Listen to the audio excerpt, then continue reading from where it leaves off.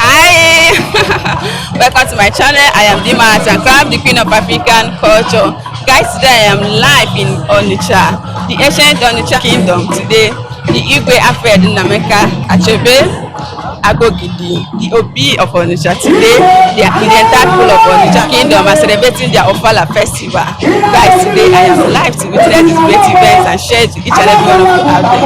Onitsha is the commercial nerve of the eastern part. Onitsha people are situated on the bank of the Niger River, River Niger, in the southeastern part of Nigeria. Onitsha is the China of Africa, you know, you see today. Onitsha is very large. So guys, join me as I take you in to show you the rich culture of the Onitsha Ado, the ancient kingdom, as they will be celebrating their Ofala festival today to showcase their rich culture. There's going to be a lot of cultural dance, a lot of historical background to show how rich and unique their culture is. It's going to be wow, guys. It's going to be wow. So guys, follow me as I'm going to show you everything that is going to happen here. Like I see the man you're getting mass and the queen of African culture. Guys, let's go.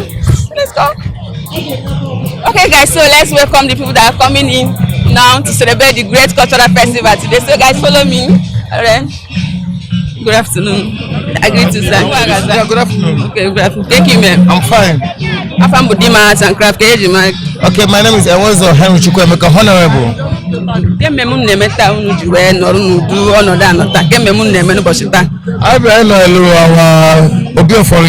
Ofala. And we are the members of All Progressive Grand Alliance, APGA, and most of us here are councillors, the women leaders are here, youth leaders, and the chairman. You understand? And some other party members and stakeholders. We are being controlled by the chief of staff to the local government chairman, or the channel local government chairman, sir.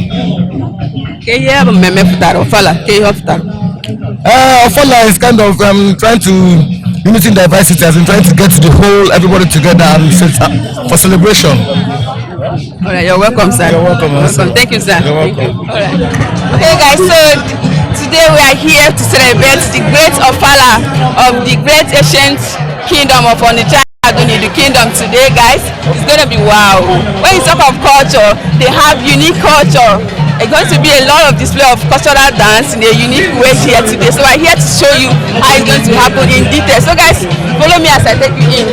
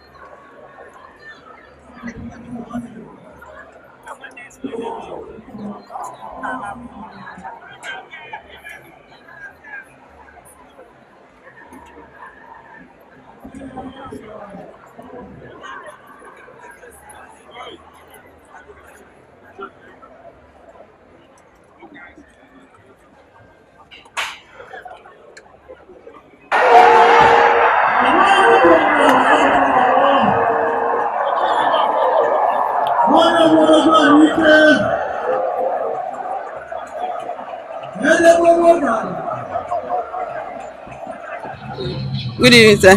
Thank you, man. Adị m mma gụọ akwa m. Adị mma. Afa m dị Art and Craft ka eji mara gị. Afa m bụ Orekie Desmond.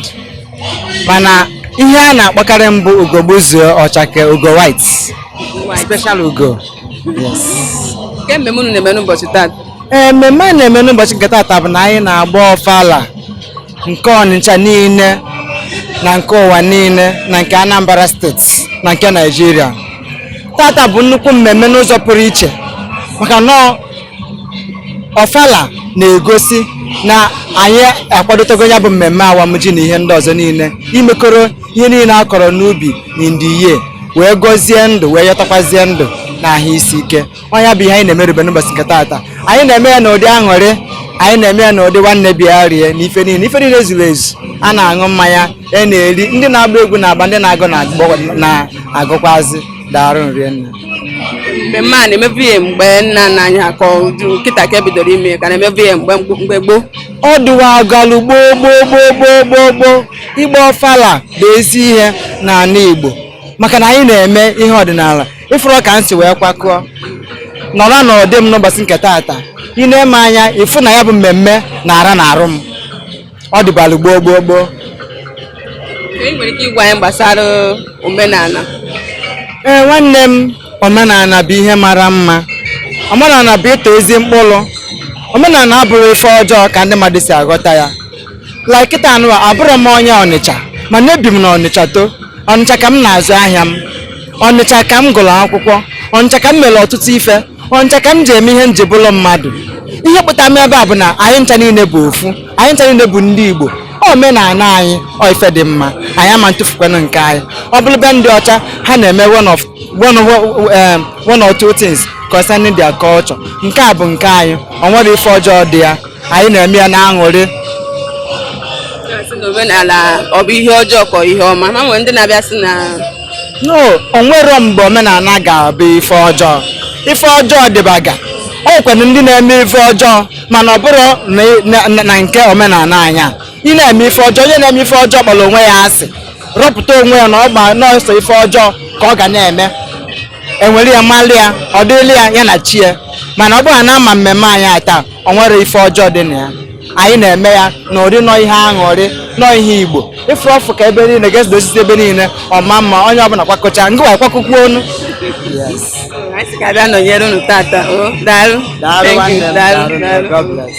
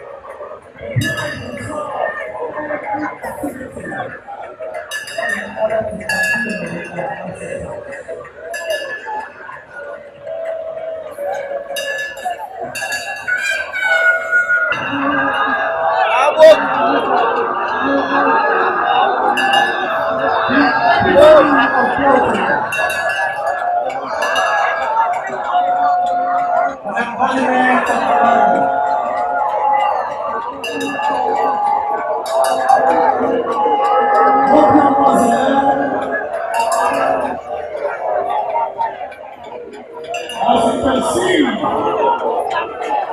we are in an anti-clockwise. Something we call to the fourth of our hearts. The God that lives in the peace. The God that lives in the south. The God that lives in the west.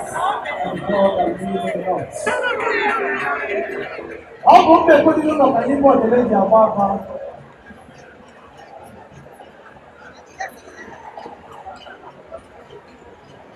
How come calling Nava? And to where for them in Onitsha Ado. Because always only they just see a Onitsha. Because always only the man of Vivago.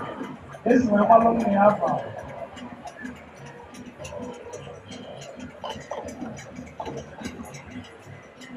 Vivago did the number down. And yes, Yago, and the people of God.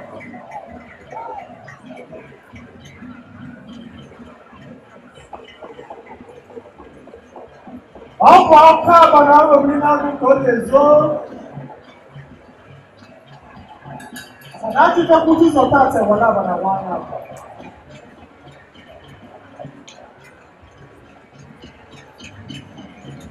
Wọ́n rẹ̀ zó bí.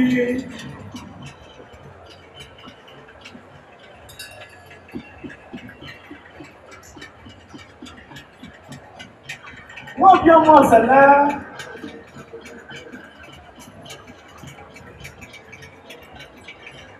Ebùbọ́ àmì ìṣòdógú.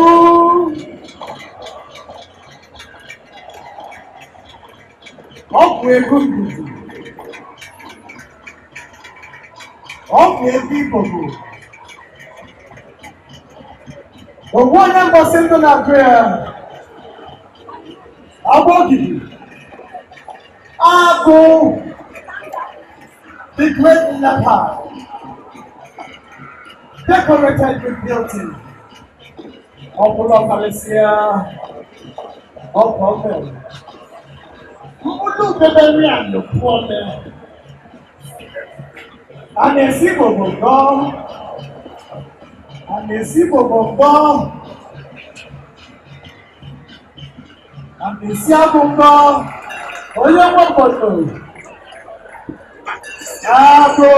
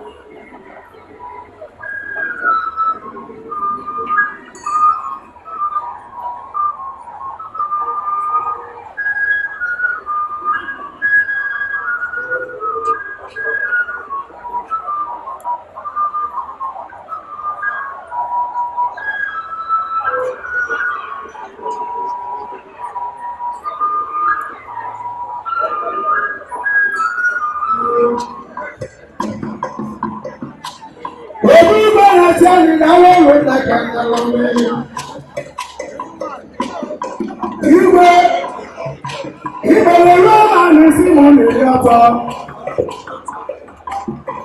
Agụ mekele ngoga sara ọga bebere. Onitsha ebe ide n'anya.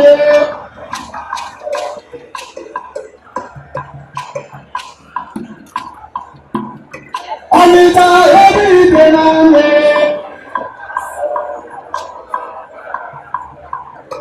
Mbaka ike na nwa Onitsha igwe.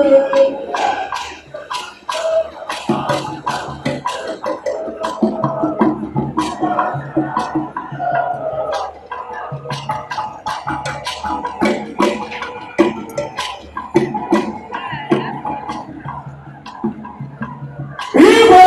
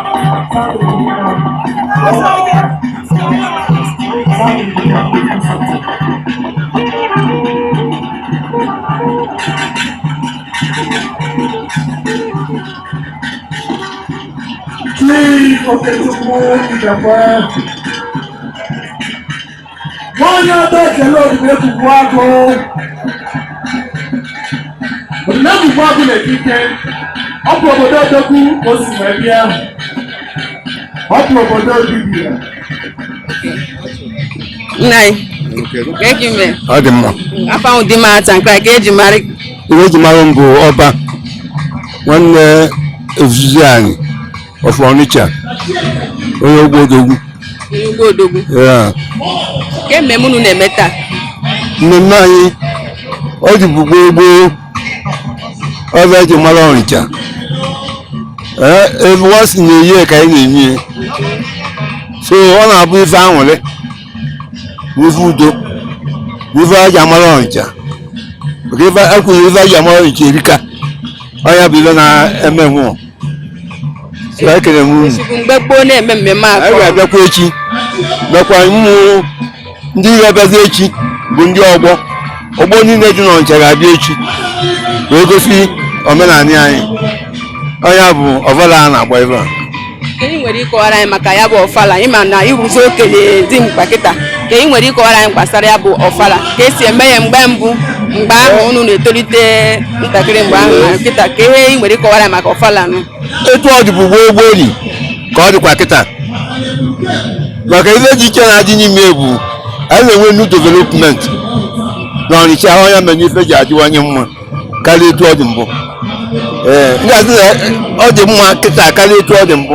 Ọ dị mma kịta karịa etu ọ dị mbụ. Development dị mma na before karịa before. Ndị nna nna anyị ha na-eme mmemme agba. Ha na-eme ọfụma, mana nke ndị ọfụ anụ ajizi ka onye amara.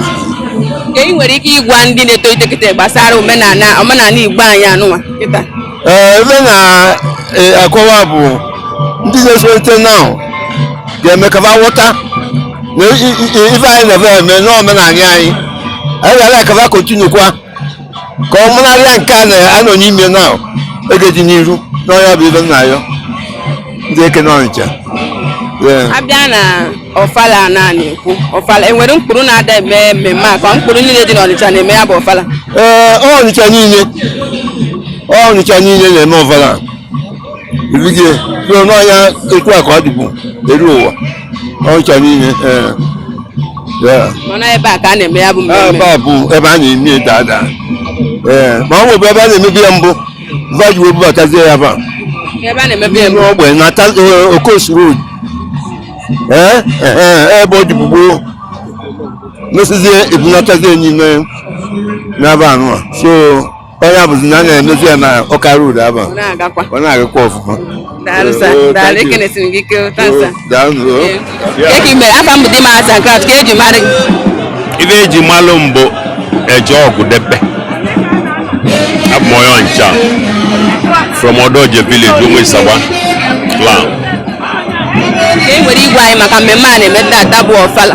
Ofala tata bụkwanụ eriri eji gbaba Ofala fụrụ m ụdị Ofala, maka na Ofala nke ara 2024 sudola sudo ife niile na-aga n'usoro igwe last year n'igwe eteke egwu otere ya about 3-5 minutes, mana nke ọ tozuru almost 30 minutes. Gosi na Ofala this year bụ super and inekwa anyị fụ na ebe niile juru eju, ma ndị si obodo oyibo, ma ndị si Enugu, ma ndị si Abuja, ma ndị si Lagos. All areas in this world they are here. Understand? So this is the best Ofala so far. Muabo a job really rate. And all the very peaceful. And rascally people here. We have enough security, both army, police, civil defense, Onitsha special squad, and so on. Plus we, the senior protocol ambassadors of Nigeria. So we make sure that everything moves accordingly. Super. The men are very, very. Watch it now. Watch it. You see how cool. I open now not just okay, look at India over there. If we don't Java, look at India Balaza. But they are there. Go see now all the peaceful. Yes, I'm a more giveaway announce about you people. Manaya Maru, no, I can't give you. I say no, you know. So all this being equal, it's a very love my problem. So Muabu a job, I repeat myself, a job with them from Obollo-Afor clan Onitsha Ado village. Pensa, que me? Apa mudima asa craft que de makwana. Go nwaanyị Ngozi Achebe. Que me munu ne menu botita, di madu ji we noro na. Ofala, our yearly festival. Welcome you, sir. Welcome. Live. Yeah.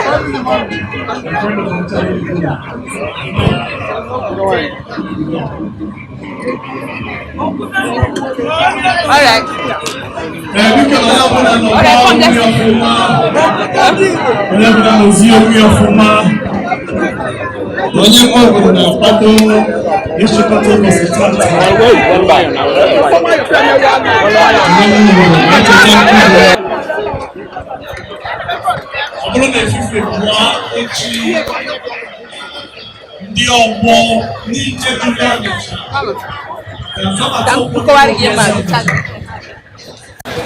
Kabia sopolo igwena shodo. Kemenya. Na tempo. Na biombo so. No kuna dino ne tanagani wa. Ko ba raka ba ro. Na ala no ma bo manne. Abro no mo ya lama. Na bo ma to nezi. Ana bo na palo do fuma. Nechi kanga dime ni mo biaza Onitsha luga for what they can see shelichi can they put one for baga bono go Onitsha put na ya kenemu only ni bo kenemu asimi for eje Ekenem gi o. Apa mudima asa craft que de mari. Okay. This Ofala festival is like a Christmas day for the Onitsha man. You wear your best. You do everything with your best. The Obi of Onitsha, that was the first time one at Becca, the people free in the year, and the only time one at in the year. So it's like the festival of and you pray for everyone. So under the festival like that. Even if you are sick, yourself when you are very sick in the hospital, you try not to go, but if you're okay, you must not attend the Ofala festival. So this is the only first time that he comes out for his people to see him. Yes. Wow. Apart from the Feast of Corn, which is on Onitsha Festival, where we celebrate the Feast of Corn, and people come to Alright. People celebrate corn. That's why we don't New York cannot play. That's around August. But this one Ofala is the like Christmas day of the Chaman. Like Christmas day of the Chaman.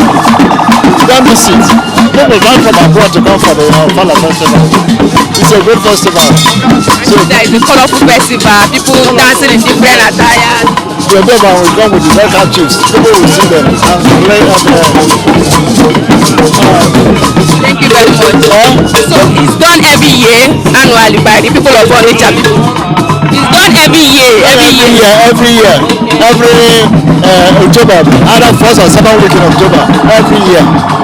It's the Christmas day of the Chaman. We don't joke with it. It's a day we the Bible does a place when we all are alive. To witness it and see the day of Onitsha. Dance to the people. You know, it's a great day for the Chaman. It's a very great day for the Chaman. Thank you, sir. Thank you.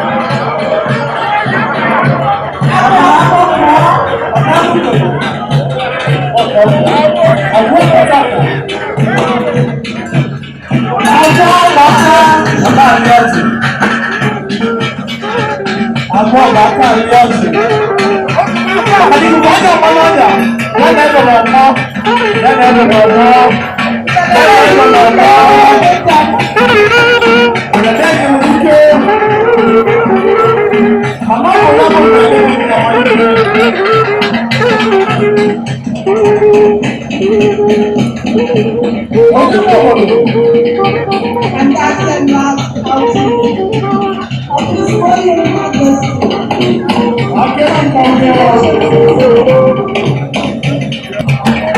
Tata mama yìí kà mọ́ fún wọn. Lápò ògbòdì màá fún wọn. Mọ̀nàwó yà dé àmà fún wọn. Òrìṣà ló sọ, ọkọ̀ mẹ́. Ìṣẹ̀lẹ̀ kò nà gbọ́. Behold the beauty of Onitsha Ado. Behold the splendor of the land. Ọkọ̀ mẹ́.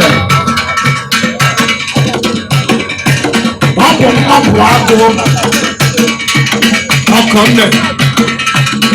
Ẹnì ọkọ̀ èkúté ọkọ̀ ìbílẹ̀ náà tún náà rí ẹ.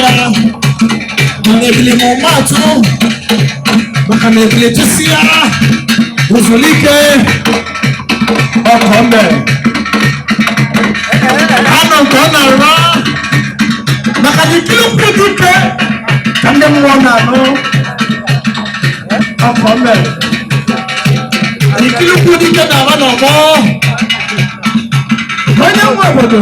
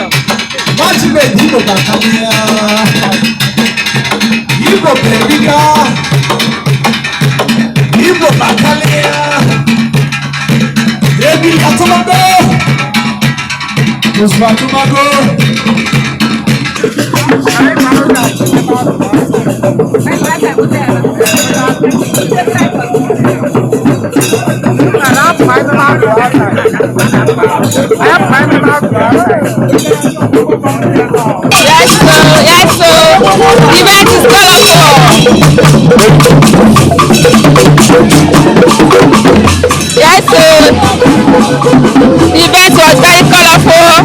You can see different cultural dance, different cultural look. It was very interesting. So the first time of witnessing these colorful events of the Ofala festival of the ancient kingdom of Onitsha Ado. So guys, Don't forget to still follow me on all my social media handles, Facebook. Papa, let me interview you. Good evening, sir. Thank you, man. That not be the guy I'm Ofala. That is the first time I know. The first time. Each word they are Ofala. I know about the movement. You can never buy all garden of man. All Jagadam man, no Jagagoyi. Nigeria, you go in. If I be that, I am alone. Can I cheer? If I am not looking at the evening at the home, one bunny for watching a bell bunny for.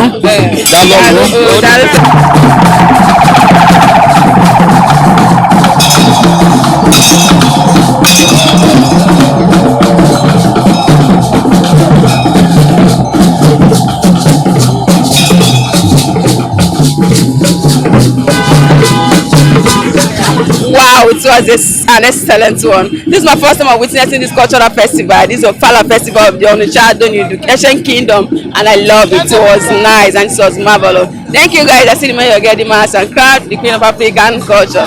Love you.